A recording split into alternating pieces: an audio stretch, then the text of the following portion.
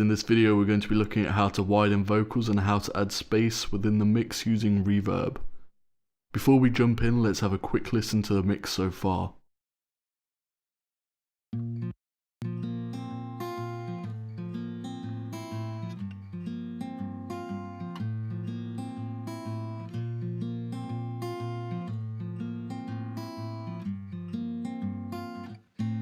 If I had 100 kisses, I'd give you 85.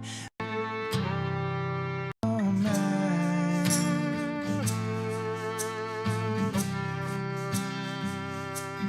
Become mine.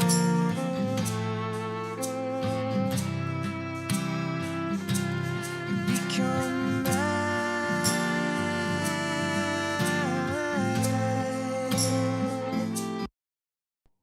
Let's begin. I'm going to show you a well-known technique to adding width to the vocals.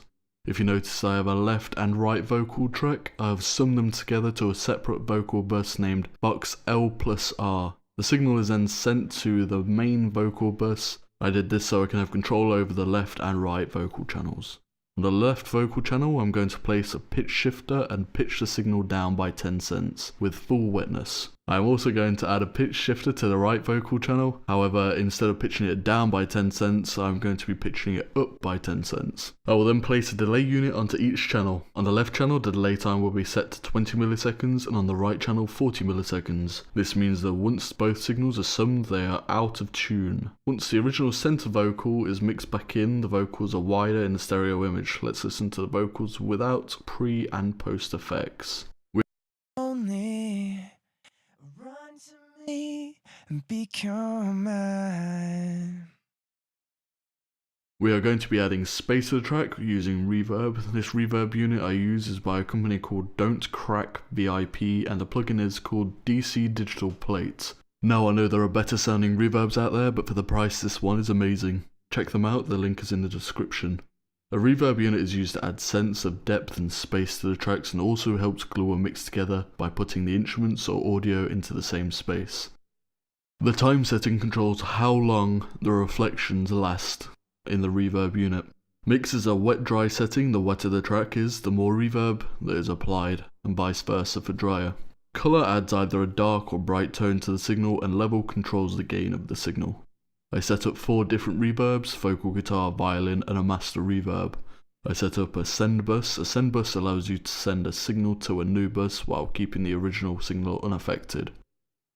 To do this in Logic Pro 9 is very similar to a normal bus. On the channel strip, on the send section, click and hold and navigate to what bus you want to use. For the vocals, I do not want to drown them in reverberation, so a small amount of signal will be sent to the vocal reverb. I'm going to have the slowest possible time, just over half wetness and a bright signal. If the signal is too wet, then it won't be as forward in the mix. For the guitar, I wanted to add depth, so a time of around 6 seconds will be needed. Fairly wet signal and halfway between dark and bright will be applied. For the violin, I want to add a dark tone to them. I'll be setting the time to 10 seconds, maximum dark tone and 100% wetness. This adds a depth to the strings.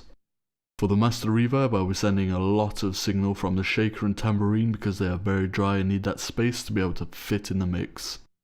The guitar and violin will be sent at equal levels so they stay at the same space, and finally the vocal signal will stay fairly dry to keep the vocals in the forefront of the mix.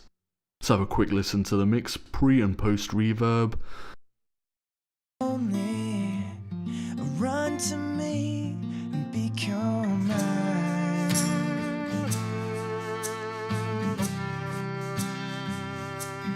Become mine.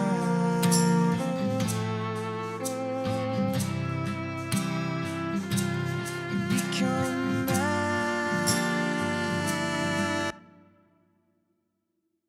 As you can hear, the reverb really helps the mix gel together and make each instrument fit in their own space. In the next video we'll be concluding this mix. See you then.